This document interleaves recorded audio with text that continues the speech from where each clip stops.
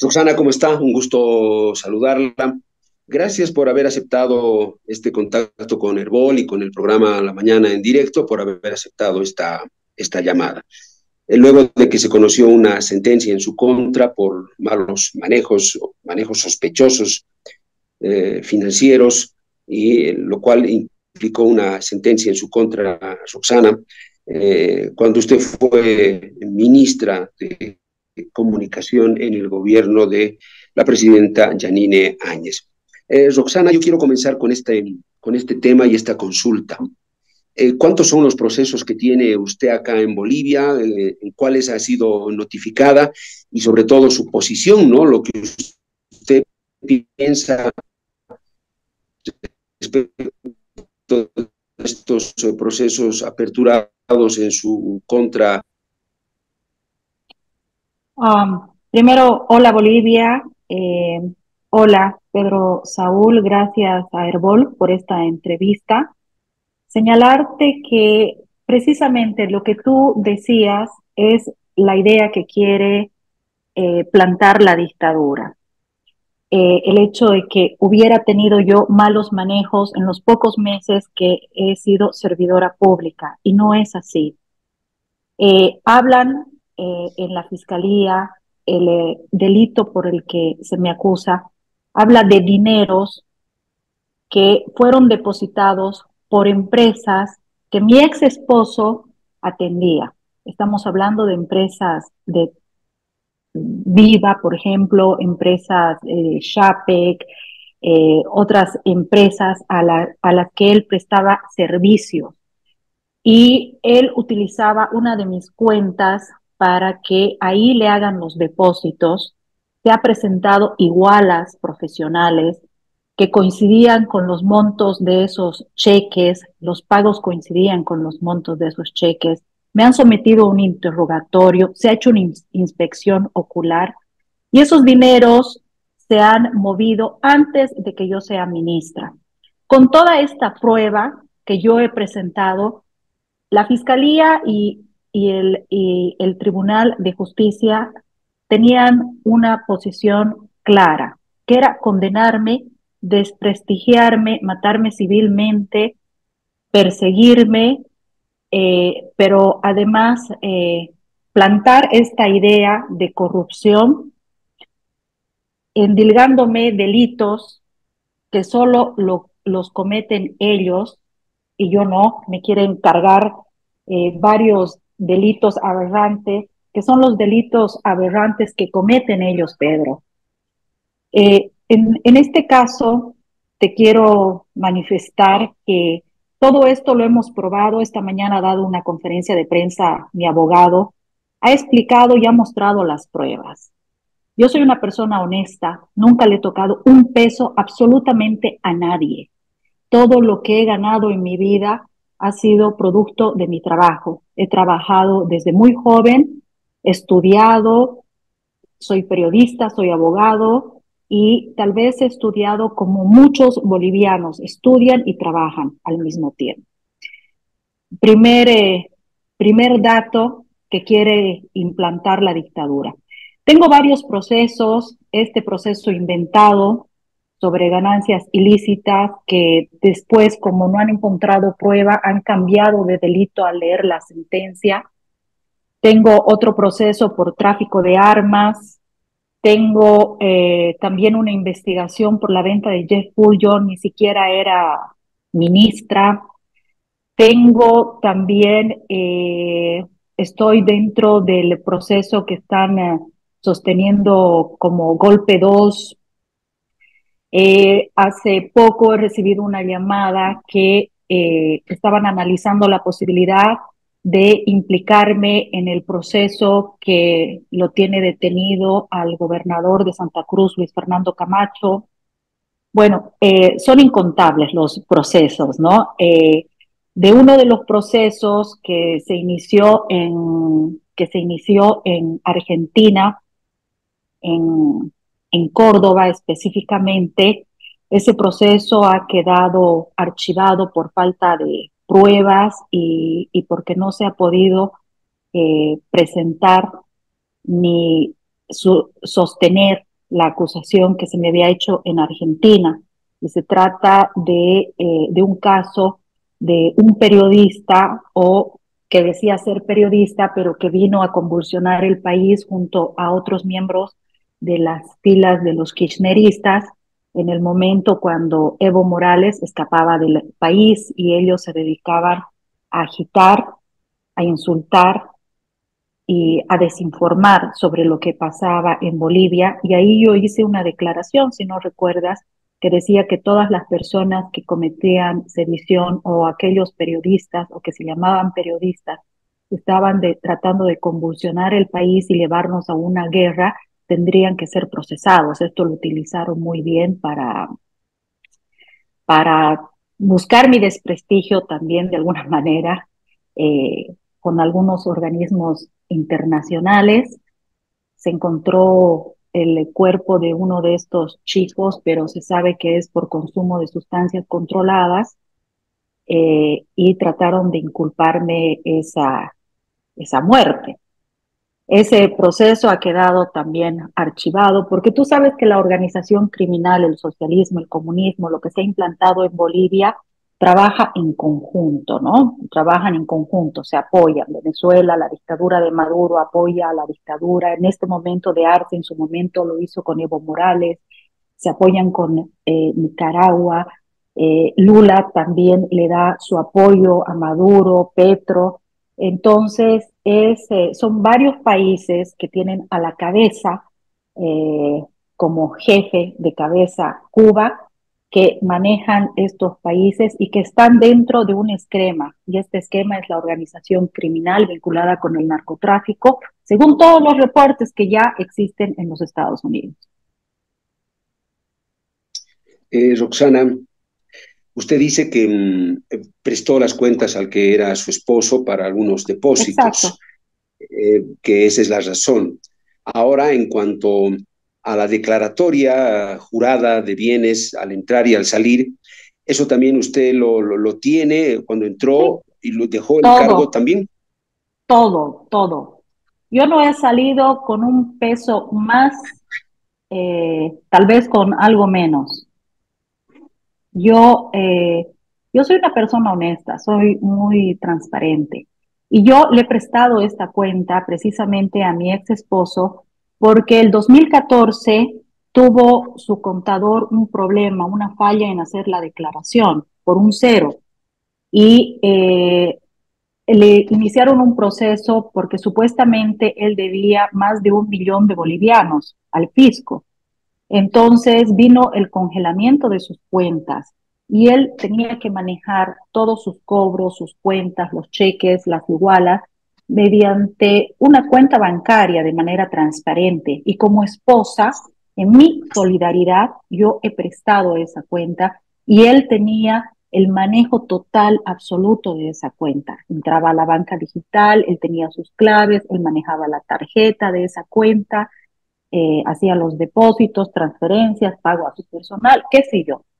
El 2019, cuando ya llega la separación, todavía no me había devuelto la cuenta, nunca me la devolvió la cuenta. Esa cuenta creo que está cerrada, eh, pero él tuvo manejo y él también se presentó en mi proceso y declaró y mostró documentación. Todo esto es con documentos, como señalamos vulgarmente, Pedro, papelitos cantan y el fiscal, los fiscales y también los del Tribunal Judicial y los miembros del Ministerio de Justicia, quienes fueron parte de este proceso, vieron absolutamente todos estos documentos.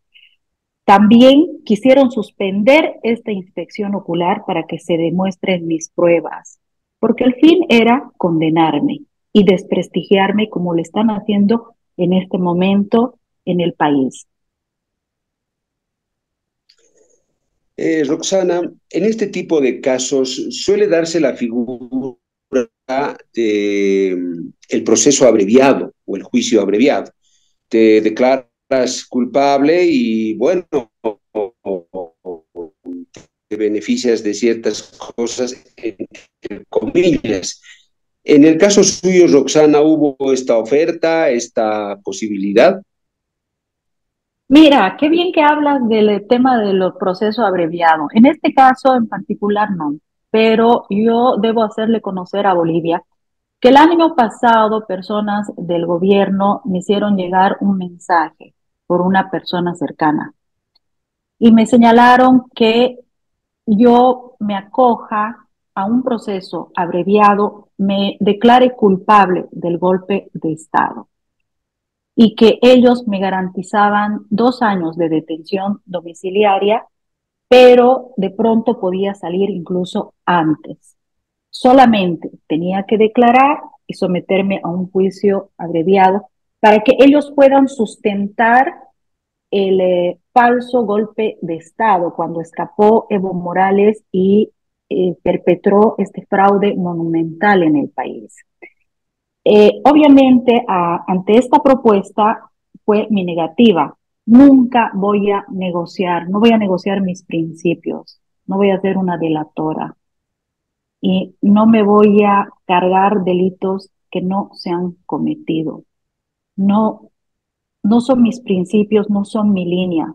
Se equivocaron conmigo al hacerme esa oferta. Después del rechazo que yo sostuve al gobierno, vino un segundo mensaje, que piense muy bien porque ellos no iban a poder frenar otros procesos en los que supuestamente yo tenía algún tipo de vinculación. Y ahí se viene el proceso de tráfico de armas, otros procesos más que bueno, están en el Poder Judicial y a los que yo me he presentado, Pedro. Yo me estoy presentando, estoy dando la cara, porque yo sé que no he cometido ningún delito.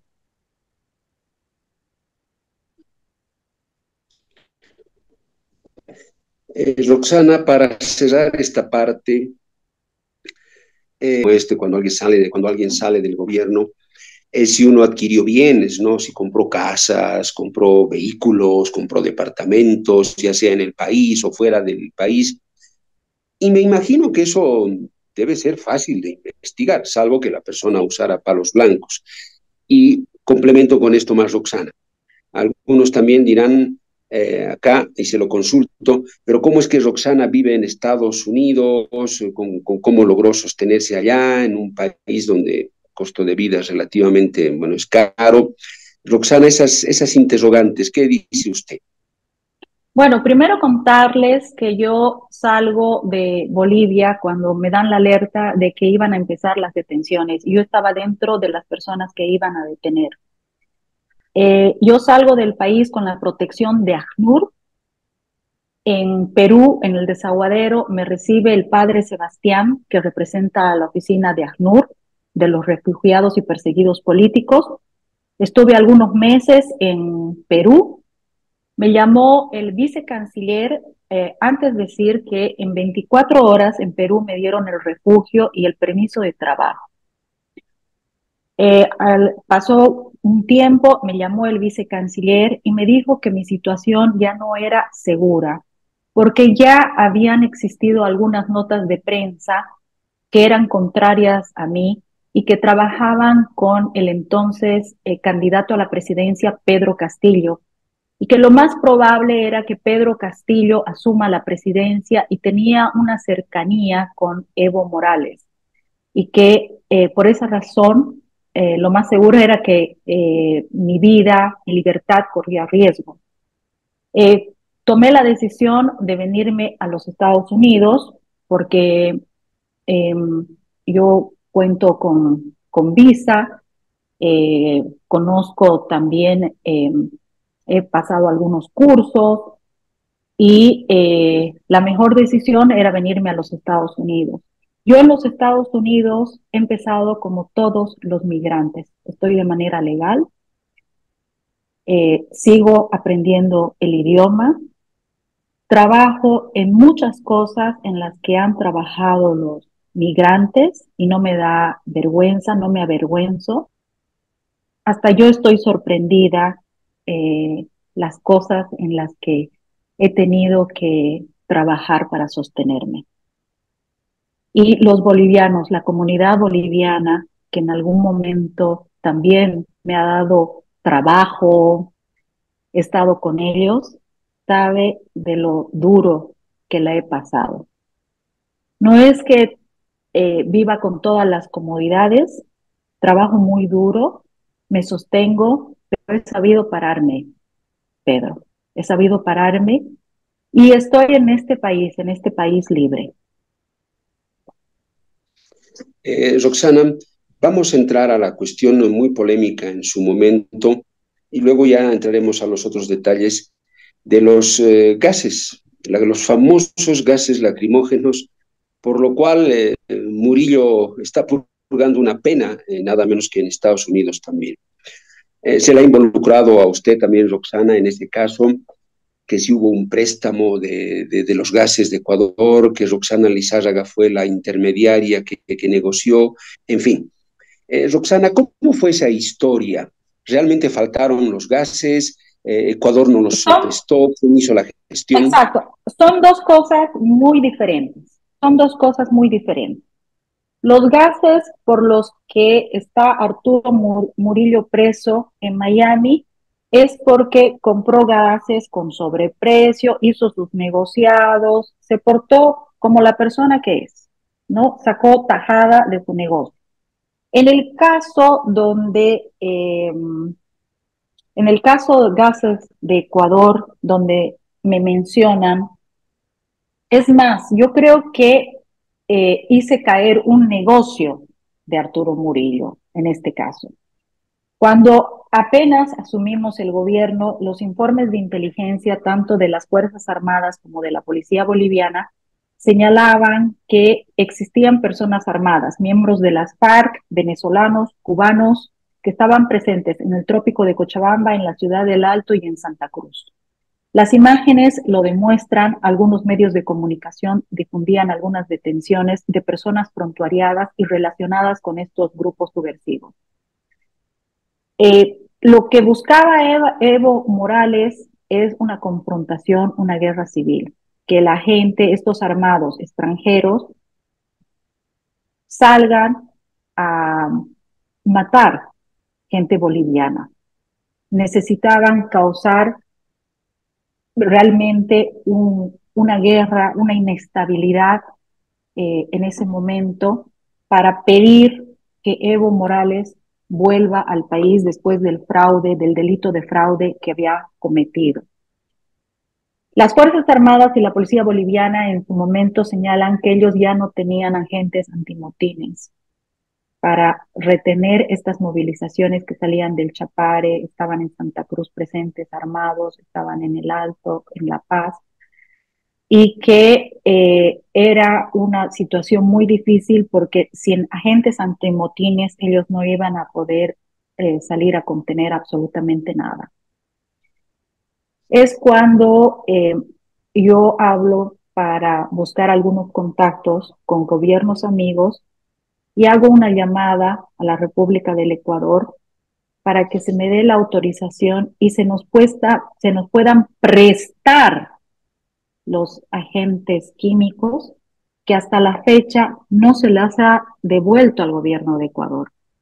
El gobierno de Ecuador nos ha prestado armamento no letal, gases antidisturbios, para que de alguna forma se pueda frenar esta movilización sangrienta que la estaba originando y la estaba conduciendo desde su fuga desde México Evo Morales, con diferentes actores que son bases de Evo Morales relacionados con el terrorismo y el narcotráfico que querían convulsionar Bolivia.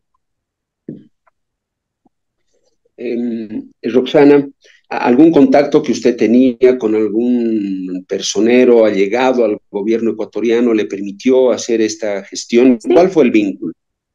sí, obviamente el vínculo fue con un contacto del gobierno de Ecuador en su momento y hasta ahora no se le devuelve los gases, fue en el periodo de el expresidente Lenín Moreno Lenín Moreno, que le devolvió la democracia al Ecuador, salvó al Ecuador de la dictadura del correísmo y está logrando que ese su país se reponga hasta el momento. Roxana, ¿se puede conocer quién fue el contacto o prefiere guardarlo en reserva? El contacto fue una persona que trabajaba directamente en el gabinete del presidente Lenín Moreno. Hasta ahí llegamos. El nombre y eso no prefiere. Hasta ahí llegamos, porque es una persona que no la conocen en el país y que muy bien se conoce en los documentos y las personas de las Fuerzas Armadas y de la policía que hablaron en ese momento también saben con quién se sostenía ese contacto. Roxana, ¿y no había la idea de comprar en algún momento? ¿Alguien sugirió comprar el Arturo armamento no letal? Murillo, Arturo Murillo en ese momento quería que firmemos un decreto de emergencia para comprar de manera inmediata estos agentes antimotines, ¿no? Era un decreto con una suma exorbitante, una suma millonaria y realmente algo muy irregular. Al hacer este mi contacto con la República del Ecuador, con una amiga muy querida, se cae el negocio de Arturo Murillo. O sea que no Bueno, tiene entonces, nada que ver, no tiene nada que ver los gases de corrupción que adquirió Arturo Murillo con la gestión que yo hice con el gobierno de Ecuador para que no exista en el país una guerra civil. Roxana, claro, uno, por lo que usted dice, advierte que Murillo estaba ya desesperado por gastar la plata, ¿no? Ya que le desembolsen, que le autoricen y ya comprar. Me llama la atención ese dato, ¿no? Me genera esa impresión. Mira, mm, yo he tenido serias diferencias con Murillo en las reuniones de gabinete. eh, Yanine se dio cuenta y en su momento yo creí que Yanine iba a adoptar otro tipo de línea en el gobierno de transición. Yo, obviamente, a los corruptos siempre voy a incomodar. Tú sabes, Pedro, al igual que tú, yo soy una periodista de investigación y, y los delitos no se me pasan por alto. Y tenía mucho temor Arturo Murillo de que se le conozcan estas cosas, ¿no? Y yo soy una persona muy perspicaz. A una mujer no se le escapa nada. Y yo sabía que andaba con cosas chuecas, por eso es que cuando Arturo Murillo me hacía llamadas para que yo ponga publicidad a ciertos medios, a Arturo Murillo yo lo tenía muy corto, muy corto. En algún momento le dije, ok, cambiemos, ven al Ministerio de Comunicaciones como ministra de Comunicaciones, yo me voy al Ministerio de Gobierno. Tú hazte cargo del Ministerio de Gobierno, yo me hago cargo del Ministerio de Comunicaciones. Tal era el enojo de Arturo Murillo que logró contratar al que fue secretario privado de Yanine Áñez, ¿no? Y para tratar de perforar el Ministerio de Comunicaciones. Entonces, hay muchos detalles que no conocen los bolivianos. Realmente el estar en el gobierno de transición fue una tarea muy difícil. Yo lo tomé muy en serio. Yo tengo anotado con fechas los datos específicos de absolutamente todo lo que pasaba en el gobierno de transición y decidí, evidentemente, renunciar uno, porque el gobierno de transición había perdido el rumbo. Dos, porque sabía que muchos de los integrantes del gabinete, no quiero pensar que la propia Yanine también estaba compartiendo esta idea, decidieron velar por sus bolsillos y por sus intereses personales a cumplir con un mandato de la mayoría del pueblo boliviano. que era ir a unas elecciones transparentes y recuperar la democracia. Ahora el país nos va a costar mucho más reconstruirlo, pero no es tarde, de los errores se aprende, sabemos en quiénes podemos confiar y creo que pueden mejorar las cosas, Pedro. Bueno, Murillo, Roxana le pedía publicidad para ciertos medios. Exacto, Bueno, sí, sí, qué pena, ¿no? Seguramente sí. medios que se movían en función a sus intereses, ¿no? Exactamente, él tuvo que copar, ¿no? Él tuvo que copar, no solamente quería copar los medios de comunicación, tuvo manejo del Poder Judicial también, ¿no? Cuando llegamos al gabinete, yo abiertamente puse mi posición en torno al fiscal Lanchipa, al fiscal Alave, que era de La Paz, y obviamente los otros fiscales que estaban en el interior, que yo decía que había que moverlos absolutamente a todos, porque estas personas tenían sus vinculaciones, habían trabajado con la dictadura de Evo Morales, tenían además muchos intereses, no solamente intereses laborales, económicos, también familiares. Recordemos que ocuparon diferentes cargos en el gobierno de Evo Morales y estaban en sus manos la justicia, ¿no? Entonces hicieron como la fiscalía especialmente se transformó como en la empresa privada de estas personas donde estaban engrosando su riqueza. Eh, en ese momento, el ministro Yerko Núñez y Arturo Murillo señalaron que la Anchipa se había puesto al servicio del gobierno de transición. Y yo les dije que no se podía confiar en ellos. Era algo que no se podía sostener, o sea, que no era confiable. Yo he aprendido en la vida algo. Con los terroristas, con los comunistas, con los narcotraficantes, con la delincuencia, no se negocia. No puedes negociar. Pero ellos estaban negociando con estas autoridades. Por eso es que la Anchipa queda en el gobierno de transición.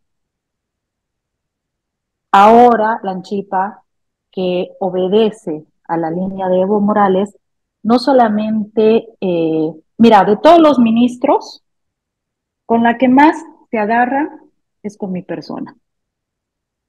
Y yo he estado meses, yo, yo prácticamente he hecho las cosas que tenía que hacer. Yo he sido la única ministra que ha juntado todas las pruebas del fraude de Evo Morales y todas esas pruebas las he presentado en la fiscalía y le he abierto un proceso a Evo Morales por el fraude monumental que ha perpetrado en Bolivia. Y no he tenido el respaldo ni de la presidenta ni del gobierno. En el momento que yo tuve acceso a dos celulares importantes de autoridades del gobierno de Evo Morales, donde habían audios, habían imágenes, habían textos que hablaban claramente de cómo se estaba montando el fraude, la presidenta me dijo que esos celulares entregue a Arturo Murillo, que él se iba a encargar de procesar esta información. Ese día nunca llegó, Pedro. Ese día nunca llegó. A mí me forzaron a presentar esta denuncia de manera individual, de manera individual. Estas cosas, estas posiciones me llamaron demasiado la atención, pero Roxana, igual las hice. Roxana, ¿de qué ministros del gobierno de Evo Morales eran esos teléfonos? ¿De quiénes? ¿Se puede saber? Habían conversaciones del ministro Juan Ramón Quintana, de la ministra de Comunicaciones, de las dos últimas. Habían también comunicaciones lo que más recuerdo son de esos ministros y los textos, ¿no? En especial de Quintana. Algunas Y, de Romero, pero Creo que eran datos un poco más, más superficiales, ¿no? Pero Quintana sí realmente daba instrucciones para todo el montaje. Roxana, los teléfonos eran de estas autoridades. O sea, estamos hablando de los aparatos que uno le Exacto. pertenecían a Quinta. Pero ¿y eso cómo logró obtener esos teléfonos? ¿Ellos se olvidaron? ¿Cómo se llega a eso? No, Yo lo que siento que es pasa tan es que importante. olvidaron personas los teléfonos cuando se hizo la intervención a la imprenta del Estado. Entonces, en esos teléfonos que olvidaron estaban las voces del ministro Ah, Quintana, estaban los mensajes de este ministro, de otros ministros, donde daban las instrucciones para que se monte todo el operativo del fraude, donde se daban las instrucciones con los recursos de los bolivianos para la propaganda de Evo Morales. O sea, la campaña de Evo Morales la ha pagado el Estado boliviano, la han pagado los bolivianos. La mayoría de los opositores de Bolivia que paga impuestos, ellos son los que han pagado la campaña de Evo Morales porque ellos tenían el poder del manejo económico del país como lo tienen ahora. pero ¿qué hizo Murillo con esos teléfonos? Usted me dice que Yanine Áñez, la presidenta, que bueno, era la jefa, entre comillas, Sí, le ordenó a usted que le dé esos teléfonos con esos exacto, audios a Murillo, el ministro de Gobierno. ¿Y este exacto. señor qué hizo con eso? Mira, él dijo que no había encontrado nada relevante y nos quedamos con mi equipo, pero realmente locos, ¿no? Y entendimos muy bien porque me llamaron a una reunión donde me decían que no teníamos que actuar como ellos, ¿no? De perseguirlos, de hacer todo eso. Y claro, yo entendí que lo que más les interesaba a ellos es tratar de sacar negocios, conocer más de los negocios a los que estaban acostumbrados los masistas y estaban preocupados en otras cosas, no en la recuperación de la democracia, en la recuperación del país. No hablo de todas las autoridades. Obviamente hemos tenido en el gabinete representantes dignos, pero los que han estado en el entorno de la expresidenta Yanine Áñez, que eran parte de su partido político, que recordemos no llegaban ni al 4% de apoyo en todo Bolivia y que por la gracia de Dios y por suerte, por algo fortuito, llegaron a obtener la presidencia, eh, se dedicaron a hacer otras cosas, ¿no? A hacer otras cosas y tenían otros intereses. Roxana, usted sabe que hay un hecho culminante, ¿no? El 2019, que desata toda la polémica, los juicios, en fin, se acaba y se encata. Roxana, esa es la pregunta que siempre está en el aire, ¿no? Esas intervenciones de Luis Fernando López y Arturo Murillo, ministro de Defensa y de Gobierno, fueron ordenadas por la ministra, se lo consultó en gabinete, se tomó la decisión en equipo, o fue de manera unilateral que estos dos ministros decidieron actuar y de la forma además en la que lo hicieron. Bueno, yo te puedo decir por todo lo que he visto y lo que he observado, el ministro de Defensa, Fernando López, sabía lo que hacía, conocía el área, conocía el manejo.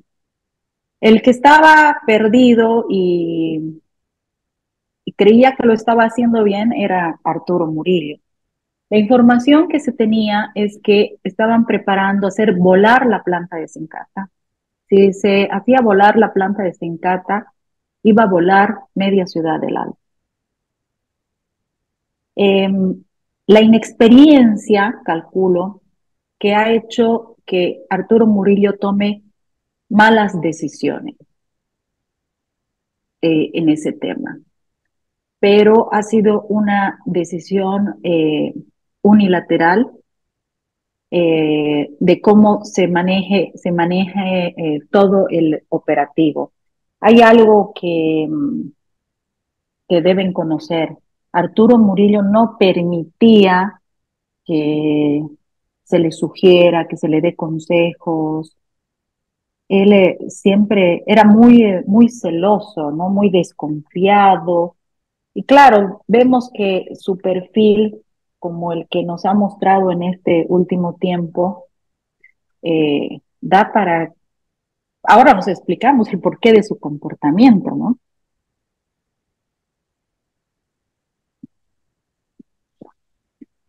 Roxana, hubo autoridades del MAS, militantes del MAS, no sé si decir gente del mismo Chapare, pero gente de Evo Morales, estoy hablando de eso, que en algún momento aceptó pacificar el país, negociar, hablar, sentarse en una mesa a conversar, o no, eh, eh, con quiénes pudieron hablar, quiénes mostraron predisposición o a la guerra o a la pacificación. Bueno, esto es muy interesante, ¿no? Recordemos que cuando estaba el ministro Jerjes Justiniano a la cabeza del Ministerio de la Presidencia, Jerjes Justiniano realizó muchas gestiones con diferentes organizaciones y llevó al país a la pacificación. Pero una vez que él logra la pacificación, Arturo Murillo le monta el tema de el supuesto apoyo a un grupo, a un proceso judicial que él manejaba, la manada, denominado la manada, para decir que él estaba utilizando su cargo para beneficiar a las personas culpables de este hecho.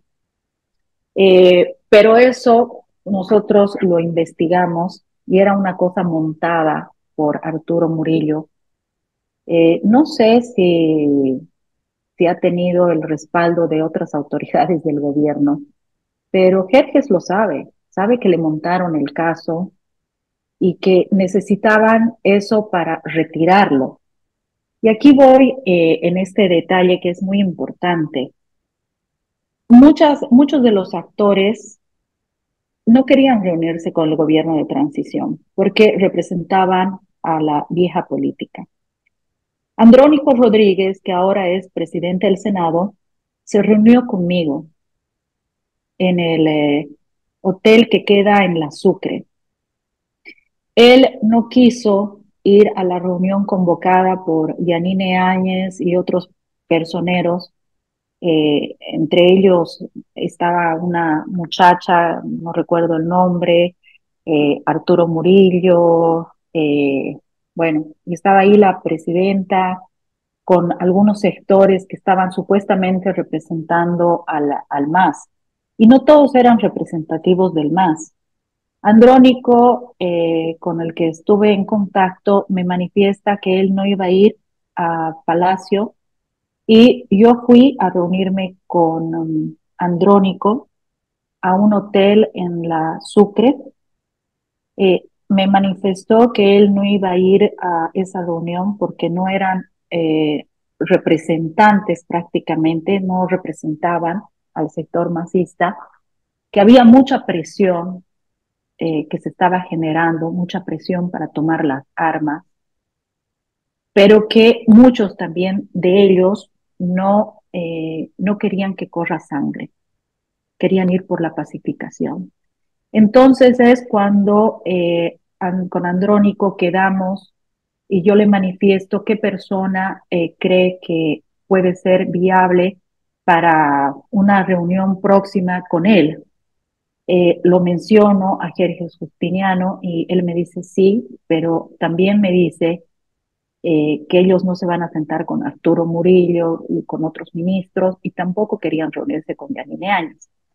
Llegando, yo retorno a Palacio de Gobierno cuando se estaba llevando a cabo esta reunión con los diferentes sectores y le digo a la presidenta que este era el mensaje de Andrónico, que no ninguno de los representantes de acá era lo que decía, que no tenían el aval, que ellos no se iban a reunir con ningún miembro del gabinete ni con su persona y que solo querían la presencia de Jerjes Justiniano y mía.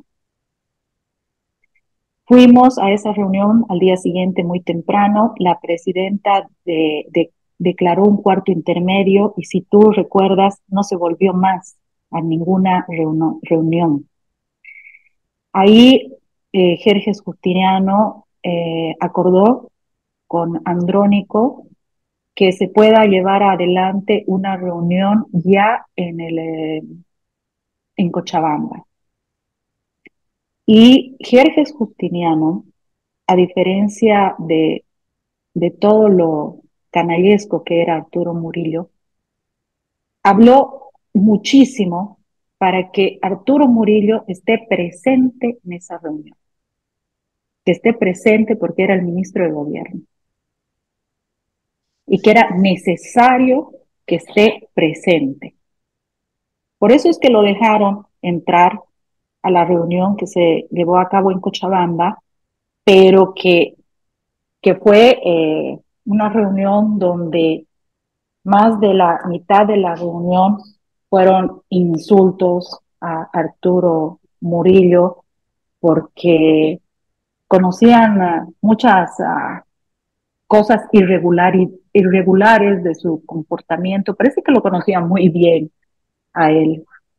Y fue una reunión muy desagradable para Arturo Murillo, pero llegamos nosotros a un acuerdo que no iban a salir del trópico de Cochabamba para lograr la pacificación y que no corra sangre. Roxana, Andrónico Rodríguez en algún momento mencionó a Evo Morales de que si él quería o no algo, o si estaba presionando para uno Que o para estaba otro lado. presionando, sí, que estaba presionando demasiado, ¿no? Que había bastante presión por parte también de Evo Morales, ¿no? Evo Morales tiene, tiene muchos intereses, ¿no? Más que le haya gustado el poder, Evo Morales tiene que cuidar ciertos espacios relacionados con el crimen organizado y el narcotráfico. Sin Roxana, eso, Pedro, Evo Morales es nada. a ver, Roxana, ya que tú tocas este tema, yo pensaba consultártelo, pero aprovechemos, es un buen momento. Tú sabes que Arturo Murillo está detenido en Estados Unidos. Bueno, Sí. y los investigadores norteamericanos, en muchos casos mundiales, han demostrado que tontos no son, para nada, ¿no? Cuando detienen a personajes de otros países. ¿Tú crees que Arturo Murillo le ha dado mucha información a Estados Unidos sobre Evo Morales? Porque él ha tenido acceso a información privilegiada, Murillo. Eso no se puede negar, fue ministro de gobierno. Entonces Ujú. tuvo acceso a información.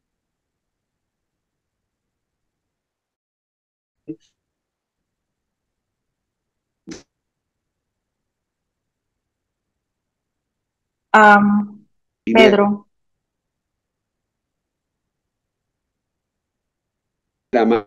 Los supuestos vínculos de Evo Morales valiosa a Estados Unidos o no. mira, sin duda los ministros de gobierno y en sí, quien esté en alguna cartera ministerial, tiene mucha información al respecto.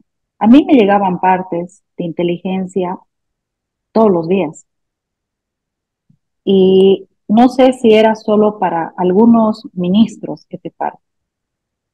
Después, tengo entendido que Arturo Murillo suspendió la llegada de esto porque él quería concentrar toda la información.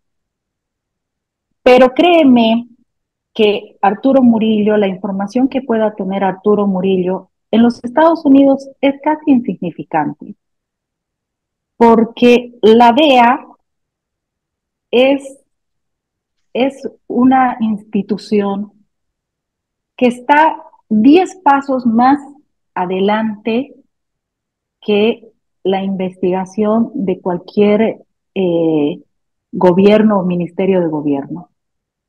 Por eso es que los Estados Unidos han acusado directamente a Nicolás Maduro de narcotráfico, por delitos serios de narcotráfico, lo han vinculado.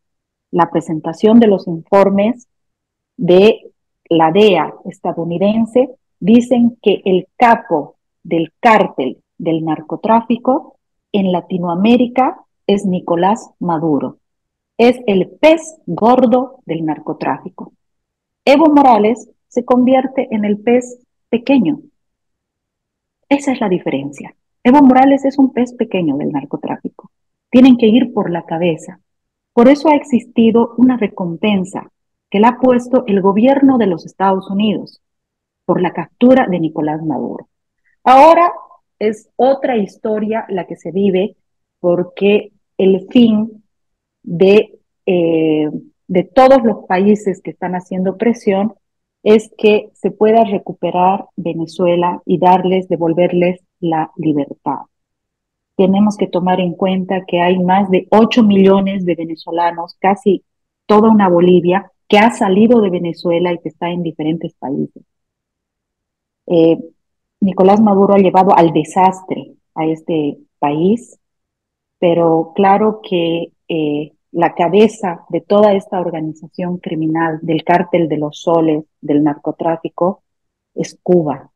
Cuba tiene secuestrada Venezuela, Cuba tiene secuestrada Bolivia y créanmelo, Cuba tiene secuestrada Nicaragua. En este momento nosotros no somos un país visible, lastimosamente, Pedro. Ojalá los bolivianos no permitan que los anestesien. Roxana, penúltima pregunta y llegando ya a la parte de esta entrevista, bueno, que tal vez podría durar horas tranquilamente. Sí. Roxana, retrocedo.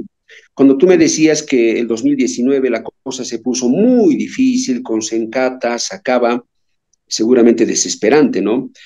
Pero Roxana, los informes que ustedes, tú adelantaste ya algo, pero los informes a los que accedieron de inteligencia, porque se supone que la policía y los militares ya estaban a la orden de un nuevo gobierno.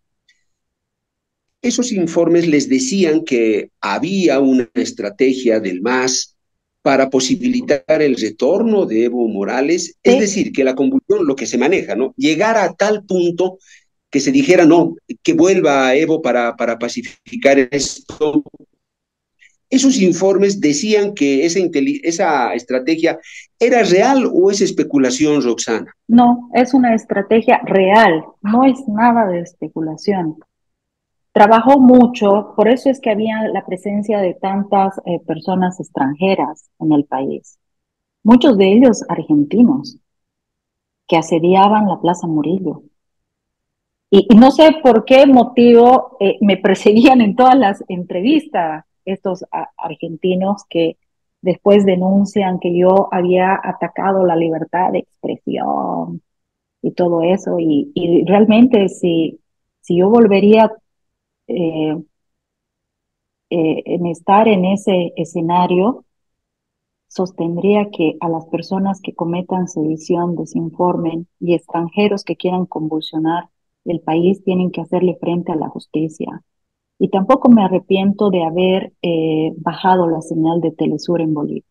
Lo volvería a hacer, porque creo que es un canal que no habla con la verdad, o por lo menos en los tiempos que yo me encontraba en el país, mostraban otro escenario sobre lo que pasaba en Bolivia y mostraban otro escenario de lo que era la dictadura en Venezuela, y muestran otro escenario de lo que es Cuba, Irán, Rusia, bueno, los países que conforman todo este crimen organizado en el mundo.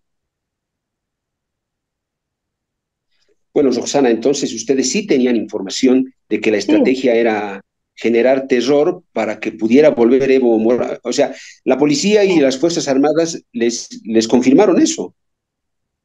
se tenía todos estos informes escritos, esperemos que todavía estén, si es que las cosas no fueron amañadas, tal vez se podrían encontrar en los documentos clasificados, ¿no? Toda esta información.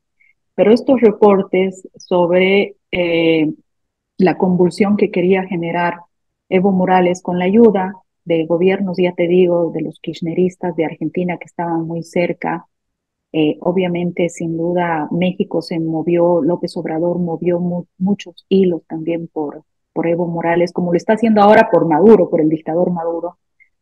Entonces, en esta línea se tenía toda esa información que Evo estaba moviendo a mucha gente, agitando, presionando. Habían confesiones de personas que nos decían que no sabían cómo responder ya a Evo Morales por la presión que él eh, estaba realizando. A él no le importaba si se perdían vidas humanas, si morían niños, si se quedaba sin comer La Paz, el Alto, el Chapare, o sea, no le importa el país. Lo único que le importa es el poder y todo lo que ha disfrutado del poder económico de los bolivianos que en su momento le han creído que era una persona, un presidente de los pobres, honesto, un estadista. Y vemos la realidad que está pasando en este momento. Bolivia demuestra que estos 16 años hasta la fecha fueron manejados por personas que han llevado al desastre a Bolivia y que el comunismo, el socialismo y la dictadura lo único que hacen es terminar con países tan ricos como el nuestro, como han terminado también en su momento con Cuba y como Mm. están terminando con Venezuela. Roxana, interesante, porque mira, cuando en las dictaduras ocurrieron hechos violentos, muertes, secuestros, asesinatos, complots, en fin, las Fuerzas Armadas se caracterizaron siempre por guardar esa información súper confidencial, de alta reserva, y luego se desclasifica, ¿no? Entonces, lo que usted dice, que las Fuerzas Armadas tienen toda la información de lo que ocurrió el 2019 y saben cuáles Sí. fueron los trasfondos y que no sé si algún día, Roxana, las Fuerzas Armadas desclasificarán toda esa información. Suena muy interesante eso para una investigación y una exigencia tal vez a futuro, ¿no? Los militares y los policías que han sido presos o que están siendo buscados por la dictadura con la apertura de procesos tienen esa información y eso es lo que han declarado también en la justicia. Pero en este momento la fiscalía que está a merced de la dictadura eh, ve qué es lo que va a sacar para la prensa y qué le conviene que se entere, cómo desprestigian a las personas y qué le conviene sacar o cómo manosean toda la información para aparentar ciertos delitos y que no se conozca la verdad. Por eso es importante que se limpie el poder judicial. Qué pena que no lo hayamos podido hacer en el periodo de transición. Me imagino que deben haber muchos arrepentidos de no haber trabajado como se debía el 2019, Pedro. Quiero aprovechar tus micrófonos también para denunciar algo que cuando me han aperturado los procesos, no solamente me han aperturado los procesos a mí, sino también le han abierto procesos por los mismos cargos a mi ex esposo, al hijo de mi ex esposo, a un familiar lo han sacado de un trabajo en la función pública por simplemente ser mi familiar y con esta persona yo no tenía ni contacto. Familia mía está recibiendo tipos de depresión eh, y bueno, así es como actúan las dictaduras, es el manual de los dictadores latinos y esto es lo que está ocurriendo y esperemos que las cosas no lleguen a más y que no sea tarde Roxana, para poder revertir todo esto. Estados Unidos, Roxana, ¿cuánto tuvo que ver en el gobierno de Yanine? O sea, es fantasía. Se dijo mucho que Estados Unidos retomó una gran presencia en el país para dar línea. Esto es así, Roxana. ¿Realmente Estados Unidos recobró mucha fuerza asesorando, orientando al gobierno de Yanine Áñez, dando línea de alguna manera o no? No, no es verdad. En su momento se creyó que eh, se iba a reconducir el país, que era necesario devolver la democracia. Los organismos internacionales entendían muy bien que Bolivia era uno de los países secuestrados por Cuba.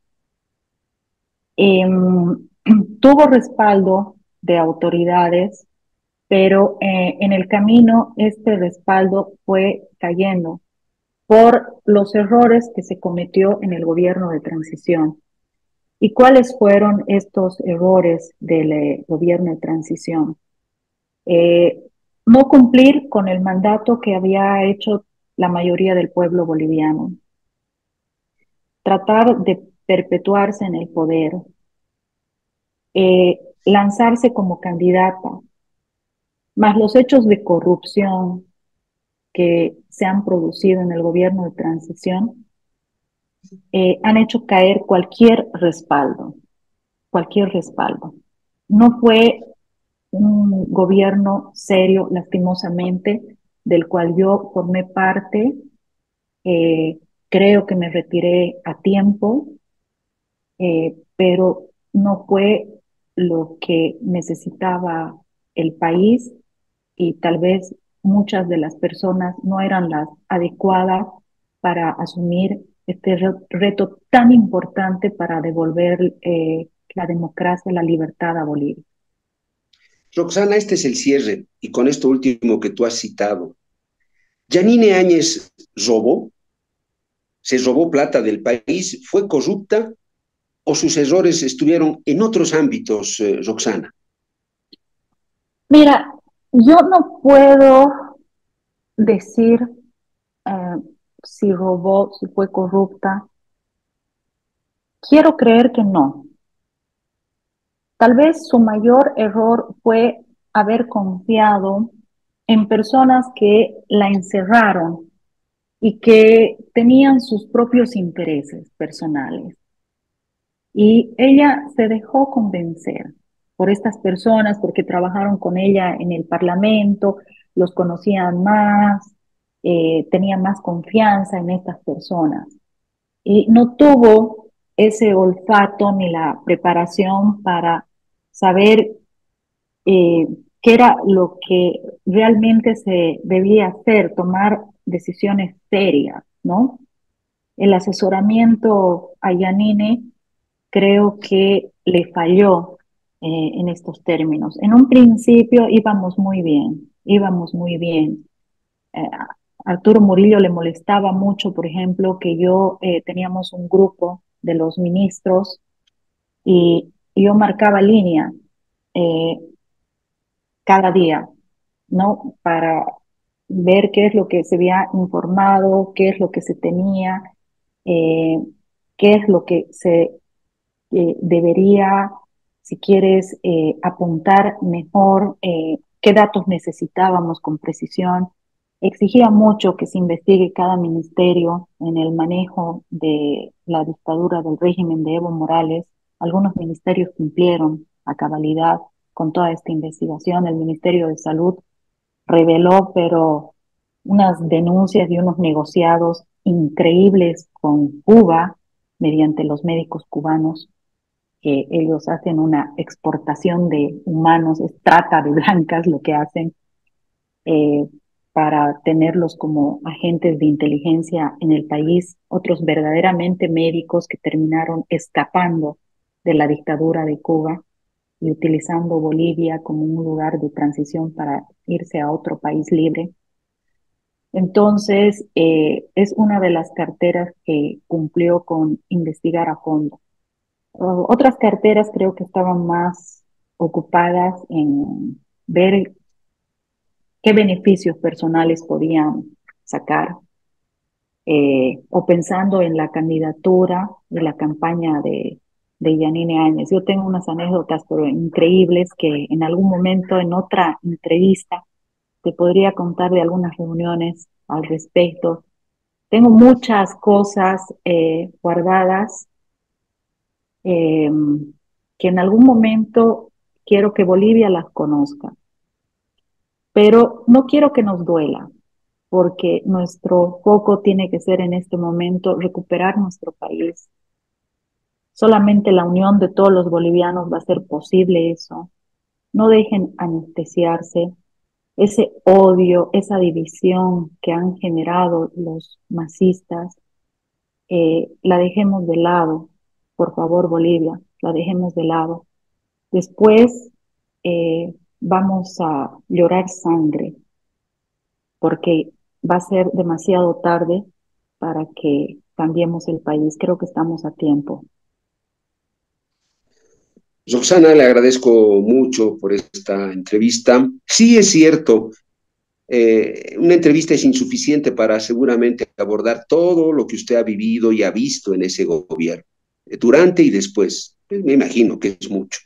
Pero hemos intentado hacerle las preguntas que por lo menos en este tiempo eh, creemos requieren de respuesta. Roxana, le agradezco mucho su tiempo, la deferencia para con el programa La Mañana en directo y que sea hasta cualquier momento. Y si hay más que hablar y contar, por supuesto que nosotros estaremos también para preguntar. Exacto, yo sé Pedro, quiero mandar un abrazo a mi amada Bolivia y un abrazo también a mi mamita y decirle, mamá, sé que pronto te voy a poder abrazar y espero que te recuperes y te honro como mi madre. Muchas gracias, Pedro.